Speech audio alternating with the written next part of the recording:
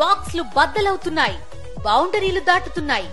పూర్తి వివరాలకు చదవండి రేపటి సాక్షి దినపత్రిక. ఎన్ఎంసీ సాక్షిగా కూటమి సర్కార్ కుట్రబట్ట బయలైంది. ఏపీ ముఖ్యమంత్రి చంద్రబాబు వైద్య విద్యార్థుల జీవితాలను సర్వనాశనం చేయడానికి రెడీ అయిపోయారు. రాష్ట్ర ప్రభుత్వ నిర్వాకంతో ఈ ఏడాది 700 ఎంబీబీఎస్ సీట్లు పోయాయి. చంద్రబాబు తప్పుడు నిర్ణయాలతో పిల్లల భవిష్యత్తు అగమ్యగోచరంగా మారింది.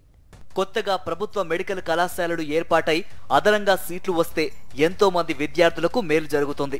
నూతన వైద్య కళాశాలలను నెలకొల్పి సీట్లు పెంచాల్సిన ప్రభుత్వమే వాటిని రద్దు చేయాలని లేఖ రాయడం ఏమాత్రమూ సబబు కాదు. పేద మధ్యతరగతి విద్యార్థుల ఆశలను ప్రభుత్వం నీరుగార్చింది. ప్రభుత్వం తీసుకున్న తప్పుడు నిర్ణయాలతో విద్యార్థుల భవిష్యత్తు అగమ్య గోచరంగా మారింది. సెల్ఫ్ ఫైనాన్స్ విధానం రద్దు చేస్తామన్న హామీకి టీడీపీ తిలోదకాలు ఇచ్చింది. ఈ ప్రభుత్వం పేద బిడ్డలకు వైద్య విద్యను పూర్తిగా దూరం చేస్తోందని విద్యార్థులు, తల్లిదండ్రులు ఆవేదన వ్యక్తం చేస్తున్నారు. ప్రభుత్వ రంగంలో మనకు అదనంగా మెడికల్ సీట్లు సమకూరుతూ ఉంటే ఏ రాష్ట్రమైనా వద్దనుకుంటుందా? కొత్త వైద్య కళాశాలలను నెలకొల్పి సీట్లు పెంచాల్సిన ప్రభుత్వమే వాటిని రద్దు చేయాలని లేఖ రాసిన ఉదంతం ఎక్కడైనా ఉందా? కాలేజీల్లో మౌలిక వసతులు, సదుపాయాలు పూర్తి స్థాయిలో సమకూర్చుకునేందుకు మరికొంత సమయం తీసుకోవాలని కేంద్రం ఉదారంగా ఆఫర్ ఇస్తే ఎవరైనా తిరస్కరిస్తారా? సీఎం చంద్రబాబు మాత్రం ప్రైవేటు మోజుతో అలాగే వ్యవహరిస్తున్నారు. మన విద్యార్థుల ఎంబీబీఎస్ కలల్ని నిర్దాక్షిణ్యంగా చిదిమేస్తున్నారు. 5 కొత్త ప్రభుత్వ వైద్య కళాశాలలను ప్రైవేటు పరం చేయడం ద్వారా విద్యార్థులకు వెన్నుపోటు పొడుస్తున్నారు. జాతీయ వైద్య కమిషన్ ఎంబీబీఎస్ సీట్లు మంజూరు చేసినప్పటికీ ఏ రాష్ట్ర ప్రభుత్వము వ్యవహరించని విధంగా ఆ సీట్లు మాకొద్దు అంటూ కూటమి సర్కార్ లేఖ రాసి దుర్మార్గంగా అనుమతులను రద్దు చేయించడంపై విద్యార్థులు, తల్లిదండ్రులు మండిపడుతున్నారు. 2024-25 విద్యా సంవత్సరంలో కొత్తగా 5 ప్రభుత్వ వైద్య కళాశాలలు ప్రారంభమైతే 750 ఎంబీబీఎస్ సీట్లు అదనంగా సమకూరి తమకు తెల్లకోటు ధరించే అవకాశం దక్కుతుందని ఆశపడ్డ వారంతా సర్కారు తీరుపై నివ్వెరపోతున్నారు. వచ్చే ఏడాది ప్రారంభించాల్సిన 7 కొత్త వైద్య కళాశాలల నిర్మాణాలను నిలిపివేయడంతో రాష్ట్రం మరో 1050 ఎంబీబీఎస్ సీట్లను కోల్పోనుంది.